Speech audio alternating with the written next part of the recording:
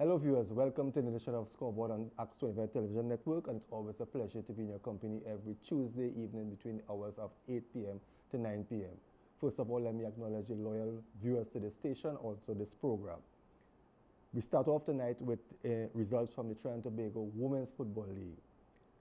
Central FC Ladies defeated Point Fortis Civic by 5 goals to 3. These two teams met last year in the finals of the First Division, and in that encounter, the Point Ladies were victorious. Also in the Premier Division, Defence Force defeated the National Ladies Under 15 team by 2 goals to 0.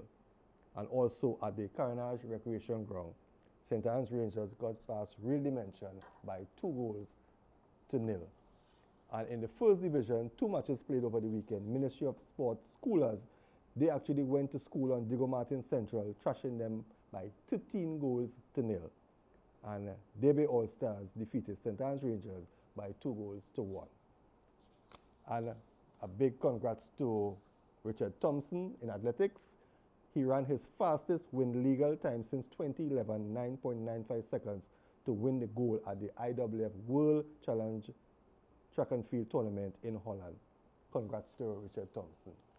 Viewers, tonight we will be talking, the first part of Scoreboard, we'll be talking to Mr. Andre Phillips. Mr. Andre Phillips is the director of Glory TV and also the promoter of the Caribbean Single Wicket tournament that is going to be hosted this Saturday the 14th at the UE-Spec venue in St. Augustine.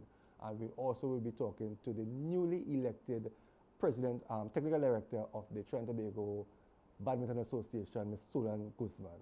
So we're going to take a short break, and when we return, we're going to be talking to Mr. Andre Phillips. It's the battle of top cricket all-rounders. The Caribbean Single Wicket Cricket Tournament 2014. Join the action on Saturday, June 14th at UE-Spec St. Augustine. It's a fusion of spectacular cricket and pulsating music. From 4 p.m. to 11 p.m, be there for the explosive batting, brilliant bowling, and terrific fielding. The Caribbean Single Wicket Cricket Tournament. Get your tickets at Lullaby Cellular Outlets nationwide and Ramsing Sport World, Hoover and Chaguanas. Sponsored by UE-Spec for Citizens and Ramsing Sports.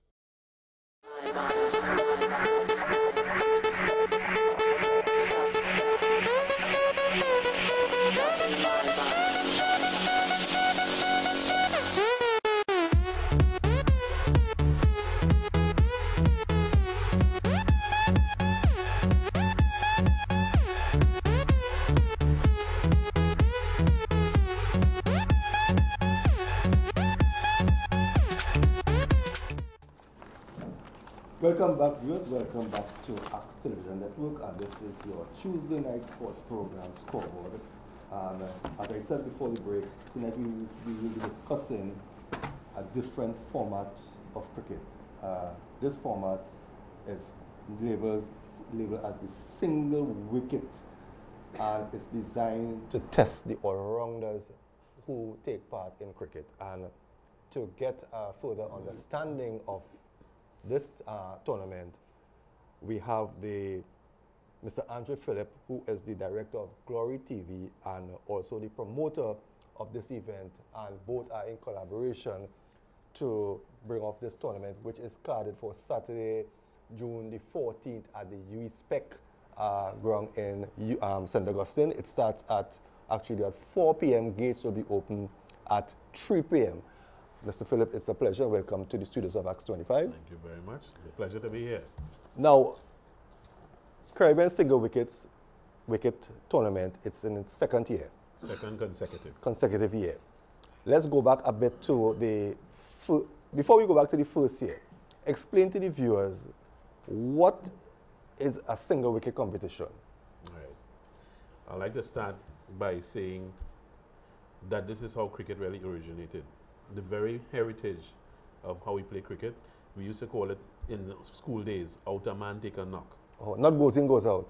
Or maybe that is. Yeah. So you bowl at a man, you get him out, you go into bat. Yeah. So you know you'll have in school 15, 16 guys lined up to play. One guy goes into bat and men bowling to try and get him out. The one who succeeds in getting that fella out is actually the one who will go into bat, and this sequence continues. Yeah. So in my early days, it used to be called out a man take a knock. Now, single wicket cricket really evolved from that from our standpoint. We created a business model, but it is not that we created single wicket cricket. As a game, it has been played in England and in the Caribbean, Barbados. In the 1960s, it was quite popular. They had international tournaments in England. By 1969, that form of cricket had died. What was happening is, I think there was now an interest in the one-day international, the one-day form of cricket, which again England was taking the lead. I had in 2009 looked at this model and was able to win some support to put on an exhibition tournament, the first Caribbean single wicket cricket tournament. That was held with the support of the Tobago House of Assembly in Tobago. And we were able to bring some of the better all-rounders from Trinidad, well, the best ones, because right after they went on to play in the Champions League in 2009, when we really took that tournament by storm. But so what really are the key features? When you come to the game at the cricket ground, UE cricket ground, Frank Royal as they actually call it, you will see a cricket match being played in the normal sense. But the focus is on all-round cricketing ability. So the game has been designed to be 4 overs, played off in 20 minutes. It pits one all-rounder against another. And the all-rounders will bat and bowl 2 overs each. They have a supporting fielding team and a wicketkeeper. This is provided by the tournament committee. And so you would have them as neutral fieldsmen and wicketkeepers who get incentives for fielding exceptionally well or brilliantly missing. 3 key things are part of how the game is played. The all-rounder who goes into bat is the only one who faces the bowling, and that's why the word single wicket is used in single wicket cricket. He has, however, a runner with him or a non-striking batsman. But the emphasis is on this person batting 12 balls or 2 overs. And then when he's completed his innings, he would then go take the ball and bowl at the opponent who was bowling to him. And they now have to determine whether the fella who is going into bat can make the runs made by the initial batsman. 20 runs may have been total, and he goes now to take the ball to prevent the other all-rounder from making 20 runs. What is the purpose of the runner? What the is runner his is role? to keep the integrity. When we spoke with umpires in creating our model of the game, they felt that the integrity of cricket would be best served by having a runner, so that when you complete your singles, you do them, or you're running between the wicket, you do it as in the game normally is played. One of the important features that people found quite exciting is that in the 2 overs that you face or bat, you're allowed up to 3 dismissals. But with each dismissal, penalty runs are taken away. You would get 4 runs deducted. And the 3rd dismissal is the final dismissal, you're out. Now some people say, well, you know, a man would not find himself being dismissed 3 times. But last year, there were 2 games played, because there are 15 games in the tournament, in which one batsman did not survive 9 balls. In the 9, he faced 9 balls in all before he fell. And so in the circumstance, you actually had in that game, a man ended up with 0. He had a minus score because penalty deductions. So it was quite intriguing, and people have looked at that very, very, spectators looked at that in a very interesting way as being unique. Another aspect of it is that by and large, we are able with the game to complete it in 20 minutes, such that we have approached this as a round-robin tournament, where the 12 all-rounders are involved. They are placed in 4 groups of 3. 4 groups of 3. They play each other. So there are 3 games in each group, and the winner from the group A, will go into the semi-final. The winner of Group B goes into the semi-final. The winner of Group C goes into the semi-final, and the winner of Group D. And it's at that stage we have a knockout. So you have the 4 guys, 2 matches, and from those 2 matches, 2 finalists emerge, And when we say at 10:30, because that's a timed event, it's going to be streamed, at 10:30 on Saturday night, people will see a battle to determine who is the ultimate all-rounder in the Caribbean. A battle between the two people who came through the rounds, through the semifinals, and emerged in the final. So the final actually starts at 10? The final is 10:30. 10:30. Right? We are starting the event at 4.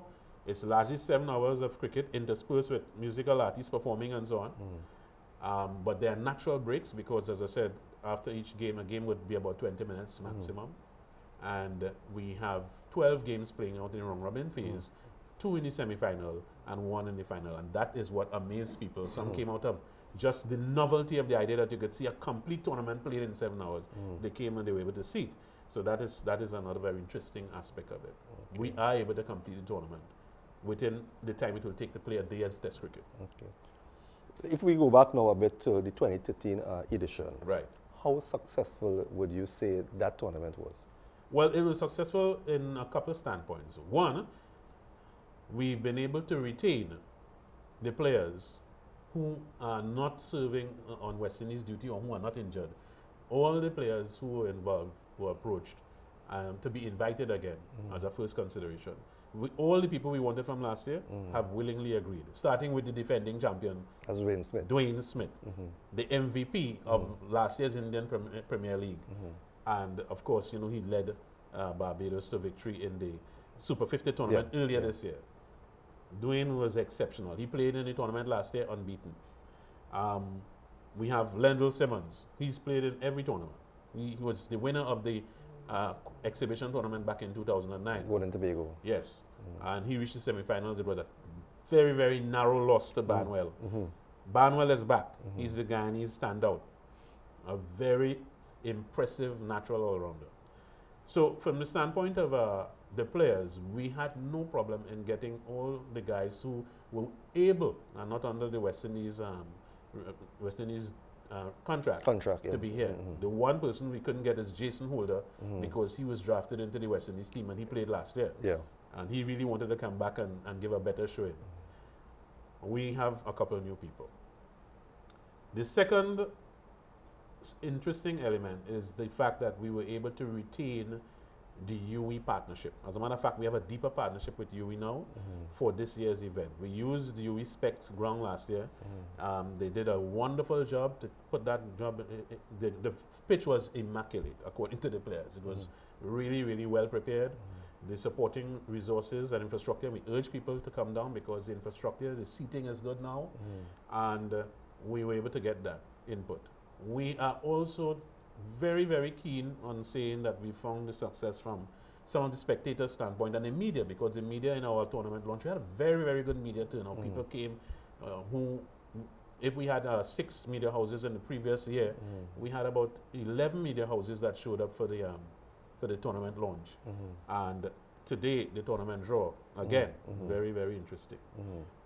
And we really and truly have had a positive feedback from spectators who didn't get a chance to come last year. It wasn't sufficiently advertised for them to be able to make that connection with the game before.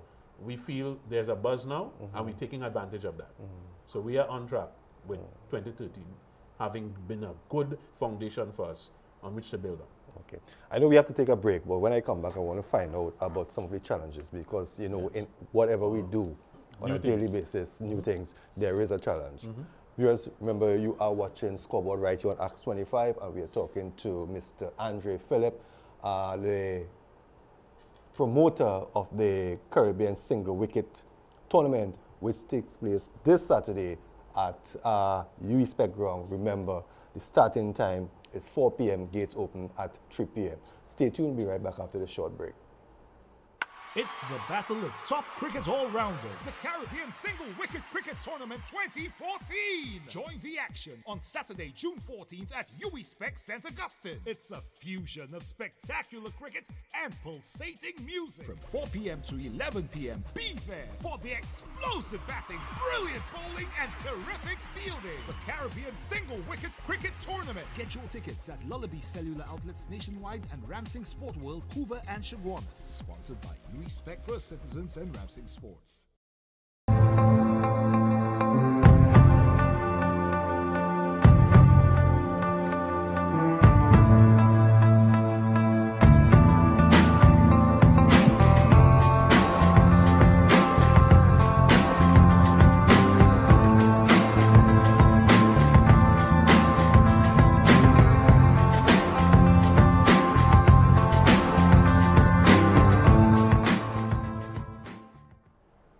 Welcome back, viewers. Welcome back to Scoreboard right here on Access Television Network.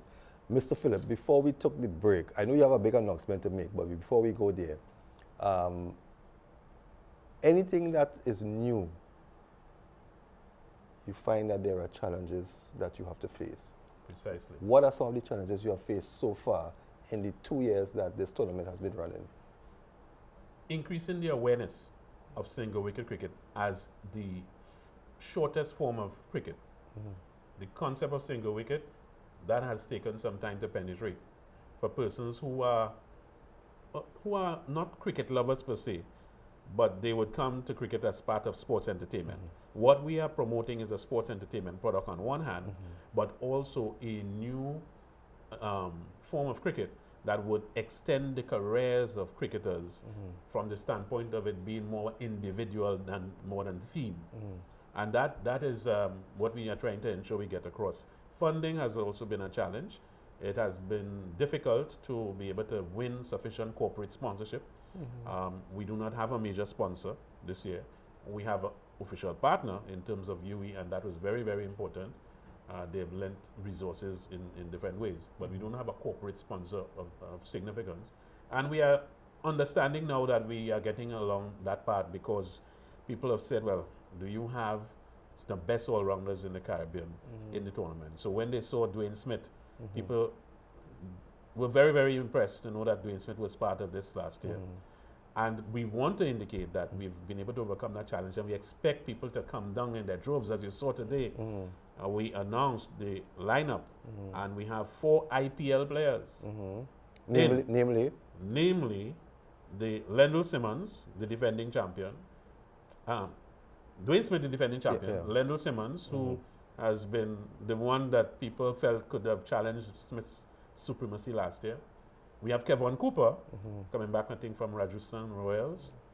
And we've signing up for the tournament in the lineup now is Kyron Pollard. And Kyron is, for the first time, identifying with single wicket cricket.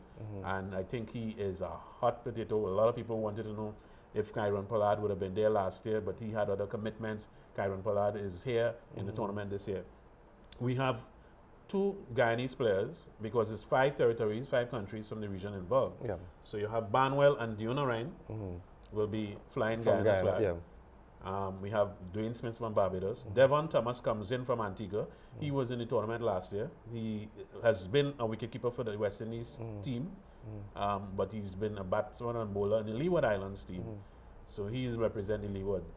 We have Michael Brown will be for the Windward Islands. Right? He's for Grenadian all-rounder. And the Trinidad lineup is completed with Riyad Emrit. The Tobago will have Navin Stewart as a representative. And I want to say Navin Stewart may probably be the least known in terms of the players. But Navin Stewart was a giant killer. Not only in 2009 when he put Dwayne Bravo out of the tournament, but last year in 2013 he put Sunil Narayan out of the tournament and went into the semi-finals and gave a very, very strong showing against Dwayne Smith before he lost. So he's coming back with a lot of potential we've seen from him, and we want to know if he'll be a giant killer again. You only know that if you come down to the tournament. So we are turning a corner. Sometimes it takes 4 or 5 years. You all have nobody from Jamaica as yet? We do not have a Jamaican. Andre Russell was invited, but Russell has been named in the HPC team. The high performance. So he said if he wasn't named in the HPC team, he would definitely come to the tournament. But Russell is playing in Barbados. So we don't have that Jamaican player this year. And by and large, we look forward to tremendous action. People want to know that TNT will take claim to the tournament, the title, Ultimate Champion All-Rounder. The ultimate all-rounder in cricket is from Trinidad. Well, with Kyron Pollard and I was just about to say that because I don't think Dwayne Smith is going to have it easy this year because we know the capability of Kyron Pollard. And we know what he can do. When you look at this new format of cricket, what's your long-term goal? Where would you like to see single wicket maybe next 5, 10 years? It's a very, very important question. this tournament in 2009 was an exhibition tournament, and we got very, very positive reviews from the players who were there, in particular Dwayne Bravo. And it was Dwayne Bravo who really said, look, this needs to be taken on a national scale. We need to get more involved with this. We weren't able to do it in 2010, 2011. We had some challenges, but we came back in 2013. But setting our sights for single wicket cricket to go to the level of the Commonwealth Games. We can move to the arena where a form of cricket is palatable to audiences in multi-sport like the Commonwealth Games. And perhaps beyond that, the Olympics. But we are focusing on the Commonwealth Games at this point in time. And it is in that regard, because our very first highlights video was able to attract over 20,000 hits for cricket, and the hits came from all over the world, we were able to begin to have a network that is now the Single Wicket Cricket Global Alliance. The objective is that we use Trinidad as the launching pad for single wicket cricket to become a globally acknowledged sport. And in the next month or so after this tournament, we will have the first meeting, the first gathering of the Single Wicket Cricket Global Alliance to plan towards an approach for taking the game at the global level. And this would include commitments from people in Singapore, in the United Arab Emirates, and of course back in the Caribbean, in the other Caribbean islands. So yes, within the next few years, the focus is to make this team game, this team from the standpoint of country, to be able to get consideration for the Commonwealth Games standard. When will we be able to see maybe big name players from not from the Caribbean so much, but from the wider world? We have to walk hand in hand with the corporate world. CPL is having come into the Caribbean now, the CPL in its first year has a good benefit, has a reasonable benefit for us to be able to gain that international access. So I think that we are looking at it to see how CPL plays this year, and indeed that would help us too in terms of being able to project this form of cricket at a global level at a rate faster than we had anticipated. And so we are looking at that. I can't say too much more about that until the Global Alliance meets, but Trinidad is the beachhead from which this whole thing will spin off. Was it difficult to get the players to, accept and to commit to this type of cricket? No. I must say, even from the very first year. But we had some people who, in the cricket fraternity, wanted novelty. You see, there was something called, for example, the Hong Kong Sixes. Yeah. Right? And West Indies used to play Hong Kong Sixes. That was promoted by a firm in Hong Kong, but in truth at Kowloon Sports Ground. And they were able to command people from test teams to come and play. Ricardo Powell was one of the persons who played in a West Indies team, I think that won the tournament that year. West Indies won it on one occasion. And Ricardo Powell, I had approached him when we were starting this journey to look at it from the exhibition standpoint. And he gave very, very, very good support. He said this thing is to be encouraged. I've been in sixes, and I think this was before Stanford started to decline when he had his troubles. Yeah. And when Stanford declined, around that time, he said, listen, this is the time to move. We've got to get this thing.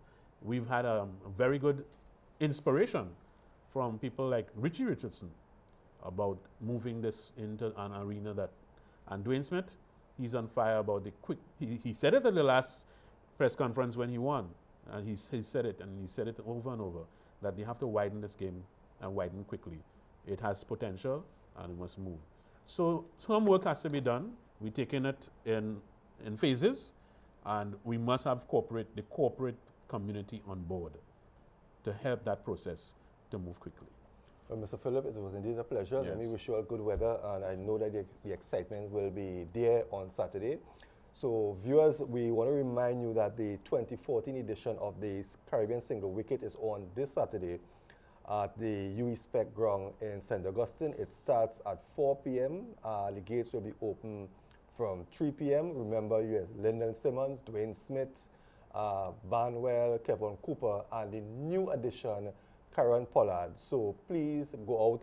Admission is $60. And I want them to know that the tickets are available at Lullaby outlets. Now, they have Lullaby outlets in Siparia, Point Fortin, at UE. And you can pay at the venue. We also have outlet at Twin City Mall, and in addition to this, City Gate. Yeah. So there are many places that you can go, plus Ramsing Sports World, Hoover and Chaguanas branches. We know the Central is the heartland for cricket, and we really look forward to them coming. People have called about coolers. Yes, coolers are allowed, but no glass bottles, right? That is part of this situation in respect of no glass bottles, but you can walk with your coolers. It's $60, and you have musical entertainment. Bill, our special guest artist, is Iowa George, who himself has a Caribbean flair, and he is going to be in the fray along with a couple other soca and chutney artists who are likely to be on the program as well. 4 to 11. Well, there you heard it. So and let them know it's the day before Father's Day. Right. So all give your father a chance go to out and enjoy yourself and enjoy a good day of cricket. Viewers, we are going to we're going to thank Mr. Phillips for spending this time with us, and we hope that you go out and support this new initiative in the cricket. And we're going to take a break here, and when we return, we're going to be talking badminton, and we will have in studio the new elected technical director of the Trinidad and Tobago Badminton Association, Ms. Solange Guzman, with us here. So we take a break and we return shortly.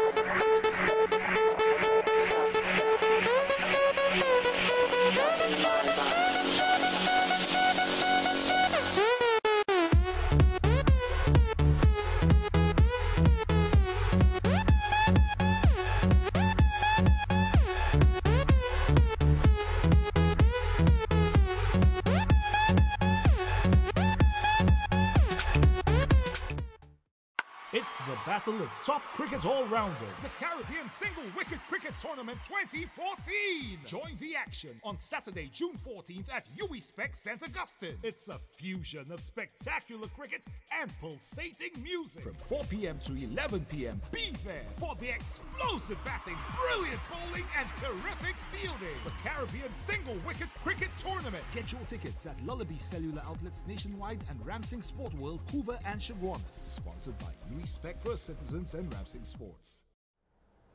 Welcome back, viewers. Welcome back to Scoreboard on our television network. And this, the final half hour of our program, we're going to be talking badminton, and we have the newly elected technical director of the Trinidad and Tobago Badminton Federation, Ms. Solange Guzman. Solange, it's always a pleasure. Thank you very much. Actually, it's the first time we're talking since you're being placed in the technical director position. How are things going so far with the association? I know before there was some issues with the association, a new committee came on, and then you were elected technical director. How have things changed since then with the association? Well, now since we have a new administration, things are running very good and smooth. As a fact, we just finished with the national tournament, and we have cash prizes. It was the first time that the national tournament has been paid. The first medal, the gold medalist got up to $2,000 and so on. And we were able to sponsor each category. I'm talking about singles, doubles, and mixed in both genders. Then we have, I as technical director, I put different projects in place. Now we have badminton in San Fernando in Pleasantville area. Mondays and Wednesdays. What part of Pleasantville? In the Pleasantville Indoor Arena. On Wednesdays, Anna? Mondays and Wednesdays from 3 to 5. We have the same program going on in Port Spain as well, in Jempie Complex, and in Woodbrook. In Woodbrook is going to start next week, Friday from 3 to 5 as well. Then we have the upcoming badminton caravan. Also, we are sending a team to Venezuela next week. We are sending the multi-champion Kerwin Pantin. We have Nicola Borkowski, Nikisha Blake, who recently returned to play again, and well, and myself. Then we are organizing to send a big squad to Carabaco in August. We got an invitation to send 6 players for Pan Am Festival in Mexico. And we have a lot of good activities coming on. And we are also trying to get a sponsorship As a fact, we got a sponsorship for the national. Newsday sponsor us. That is why we were able to provide some financial assistance in the tournament. And Sol is helping us as well with the tournament, where he fund us to host the tournament, and we're going to have cash prizes and nice stuff too. Now, I know the earlier part of the year, you all hosted the Cubans, and you had some coaches from Cuba too. Tell us a bit about that, how successful that was, and what have the young badminton players gained from that opportunity? Well, after that, you see, badminton changed a lot. Like I could say, like in a 90%, because those players who never got the chance to go out of Trinidad and see how badminton is like, they actually got the opportunity to see the Pan American champion here. So they train together, and they know how Cuba does train and how badminton should be coached and stuff. And after that, all my players are real motivated, and now they found a reason to continue in the sport. In the coaching aspect, all the coaches that attended, they improved their knowledge. And as a fact, we are going to send 2 coaches to get to the BWF certification course in Venezuela. After they are returned, they will deliver the same course here in Trinidad. So hopefully we are going to have more coaches across the country. Recently, I did a survey where we have 15 coaches across the country distributed in different schools, and where they are currently teaching badminton. We also got a number of equipment that they need, and the association is pushing it. So by September, we will be able to have more coaches in the schools, and the badminton program will be more open and expanded to different areas. The sport of badminton, what is the sport of badminton missing or lacking right now? Well, the main issue that we have right now is venues. We already have good technical staff, we have a good administration, we are getting the financial support from the ministry, but the main issue now is the venue. Because we don't have a home, it's kind of hard to train. Badminton is a sport where, like other sports, you must train at least 20 hours per week, and we hardly getting 5-6 hours because children have to go to school, the senior team, they have to work, and unfortunately, we have to share the facility in Chaguanas, which is in the one we have more access with other sports like table tennis, volleyball. Right now we have gotten cancellation because volleyball has an international tournament. So, and it's the same issue going over and over and over. So we are trying to get a facility, but it's pretty hard. So at this point, I would like to make a call if is there any empty warehouse or any space with a high ceiling where we could have, we could fix, and then we have our badminton activities going on there. And then another thing that I would like to say too is that we are organizing to have an international tournament here. When? Next year, May, from the 21st to 25th, where we hopefully going to have people from all over the world coming here.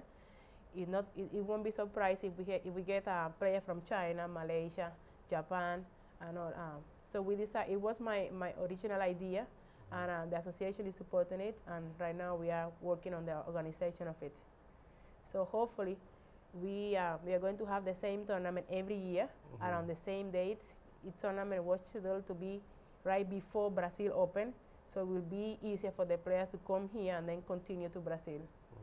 Now, with all said and done, you are actually the technical director. You are players still. I understand you are writing a book on badminton. Yeah. And you have still set your eyes on the Olympics. How do you find time to get all of these things done? Well, it's pretty tough. My schedule is pretty tight. It's a matter of fact that I don't have holidays, weekends, nothing. But badminton is something that I like, and I always dream to be on this position. And I'm not going to say that it's easy, because I am a person who I like to give the 100% of me in each activity, and that is why I realize that they expect it from me. Therefore, I always find time for it. I don't want to give up as an athlete, because I know that there is a lot of players out there that they see me as their mirror, so they want to reach as fast as I reach. So in the other side, I want to be able to demonstrate them that how they could do everything at the same time, as long as they want. Because you know, here in Trinidad, the culture is that education first, sport second, and then I'm trying to change that by me being an example of how the players could be able to perform in both academic and sport at the same time if they want, because have been proven that sport and education should work together in hand. What's the relationship between you as a technical director and the association? Well, right now, since we have the new administration, all of us, we support each other. We're trying to do the best. It's not, we are not in the position where the president is the president and he should do that and the technical director, no. We are a team and we are working towards badminton. That is something that all of us wanted to see. And thank God, this is the first time that we have a new administration. We have, the entire team is very professional and very capable, and all of us, we are putting an extra effort, because remember, this is something that is volunteer.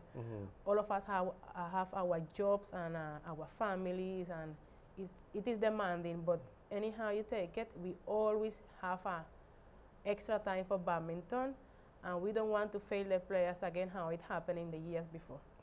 Now, you and a team will be leaving next week Tuesday to go to Venezuela. What is that about? Well, we are going to participate in the 3rd Venezuela International. Hopefully, we are going to send 4 players, as I said, and 2 coaches to participate in the course. That course will start right after the tournament finish. That course is something with BWF, Badminton World Federation, is something new, where the coaches, they will be taught what they know already, but in a better way. For example, how to deal with large group of people, how to introduce badminton in schools and teachers, and how to move players from one level to the next one, and stuff like that. It's the same thing that we know already, but as we know, technology does change every day, and the sport is changing every day. So because Trinidad is too small and we don't have a facility, we don't have a foreign coach, and we are not as big as China and Brazil. So this is the pathways that we need to take now. Now, I know this year is going to be a busy year for you, because I understand that when you leave on Tuesday, you'll be back, and then you have to go to... And then I go in Cuba for 3 weeks training. Yeah, that's training, not for tournament. No, training. Right. That training is based on what? To setting your eyes on the Olympics? Yes. Well, I need that training. Well, Venezuela will be the beginning of my preparation. Then I will go Cuba for 3 weeks training towards Carevaco. And but my aim is Pan Am, which is in October, in Canada, and then towards the Olympics. The Olympics 2016, and then I must be first the 100 in order to qualify for it. And right now I am in 160. So hopefully, I think that by the end of this month, by the end of this year, if I didn't get inside, by the beginning of the next year, I should be inside. Hoping that I get the support again from ministry and from the association and sponsorship from the private sector. Okay, we need to take a break. When we return, I want to talk a bit about how far are you off from actually saying, yes, I am on the road to the Olympics. Remember, viewers, this is Scoreboard on Acts 25, and we're talking with the newly elected technical director of the Trinidad and Tobago Badminton Association and still current badminton player, Solange Guzman. We'll be right back after this short break. It's the battle of top cricket all-rounders, the Caribbean Single Wicket Cricket Tournament 2014. Join the action on Saturday, June 14th at UWI St. Augustine. It's a fusion of spectacular cricket and pulsating music. From 4 p.m. to 11 p.m, be there for the explosive batting, brilliant bowling, and terrific fielding. The Caribbean Single Wicket Cricket Tournament. Get your tickets at Lullaby Cellular Outlets nationwide and Ramsing Sport World, Hoover and Chaguanas. Sponsored by Respect First Citizens and Ramsing Sports.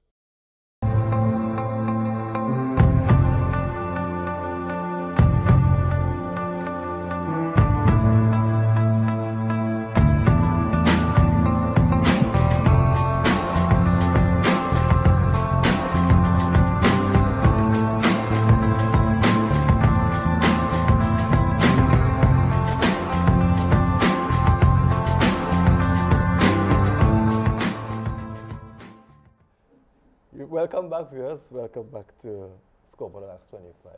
Solange, a lot has been said about the sport of badminton, and you know, you are one of the major players in the sport. Actually, might be safe to say the only one that is in line for, you know, maybe making Olympics to represent Trinidad and Tobago. How far are you off from really, you know, that part? Well, I could say that I'm almost there. I say almost because the only thing is missing right now is the lack of funding, and I really need to go and compete. Olympic is something that each player dreams to go, and unfortunately, it's not like by winning one tournament you will get the ticket to go to the Olympics. You need to qualify, and in order to qualify, besides winning tournament, you need to participate at least in 10 of the 10 international competition per year. Within a year? Yeah, within a year. How many have you? Well, this year I haven't competed at all, just the national, and then I'm going to start now in Venezuela. And we are already in the 6 months, so you're going to have a packed schedule? Yeah, because after Venezuela, well, I will go Cuba, then we have Carabaco, and then I have like 5 other competitions to participate. That is what I say, that the last competition will be in Santo Domingo. That's supposed to finish on the 8th of December. By then, I'm supposed to be like close. If I am not inside the 100, I'm supposed to be close by. And then in the following year, that will be the tough year because, you know, everyone is trying to get points, and then you will see all kind of players from China, Malaysia coming to this side to get easy points. So that will be tough. That is why I wanted to start early, to keep myself there and maintain the points that I get. How far are we off as a country playing badminton? Well, not far. As a fact, yesterday we have a board meeting, and then I stated that we have players with potential, and as TD, I am putting a system in place to ensure that at least 3 players could qualify, 3 or 4 players could qualify for 2020 Olympics. We have players coming up now. We have the return of Nikisha Blake and Kerwin Pantin. That if we continue training as we have been doing, and if we get the financial support, they should be able to go CSC, Pan Am, and qualify to the Olympics. But then I'm talking again about the younger players that we have. We have Naeem Mohamed, we have Willie Smith, Willie, we have Jada Renali and Christy Rinosin, we have Britney as well. So it's a bunch of players that we have with potential, but we just need the support. If we get to compete... When you say the support from where? The coaches, corporate Trinidad and Tobago? We need financial support. Besides the venue, we need the financial support. Because what happened, ministry, you know, the ministry give you a certain amount of money, but that amount of money have to be distributed among a number of things, like grassroots program, to pay stipend for coaches, stipend for players, send people to compete. So unfortunately, it's not enough for what we want. And so we are applying for a sponsorship in the private sector. If we get it, so we'll be able to send more players away. And once we send our players out there, they have a pretty high chance to get into the TTOC funding program. The elite, is there any badminton player that falls in the elite sporting program that gets funded? I could fit there, but I didn't get it because I am not a citizen. So I get help, but it's not as part of the elite assistant. But TTOC have something similar where the player could apply for it. But what happened right now, we cannot send nobody because our players haven't competed as much as they want to see, right? And then badminton itself, we have a Pan Am scholarship where they take players like younger players like Naeem and Willie, and they pay a number of competitions for them to attend, like 5 or 6 competitions. If they perform well, so they could get a sponsorship, like equipment sponsorship, just like how I have HL, so they could get a HL or Jonek or any other brand. So the key for this, and it's not a secret, is like we need to send our players out there. Once we are able to send our players to at least 3 or 4 competitions, so the world is going to see us, and then more help will come. Okay. What are some of the competitions for the remainder of this year that the Badminton Association is supposed to put on? Well, we have Venezuela now, then we have Carabaco.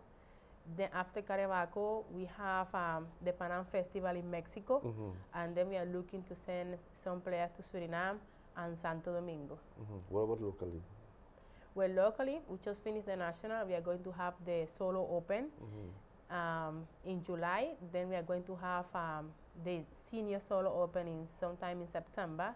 Then I'm looking to do a superstar badminton tournament later on in the year by December. But the superstar badminton tournament, will, as the word says, will be just for the 5 best players in the country, 5 and 5. And then we are looking to have a cash prize between $15,000 to $20,000. So hopefully everyone will get something.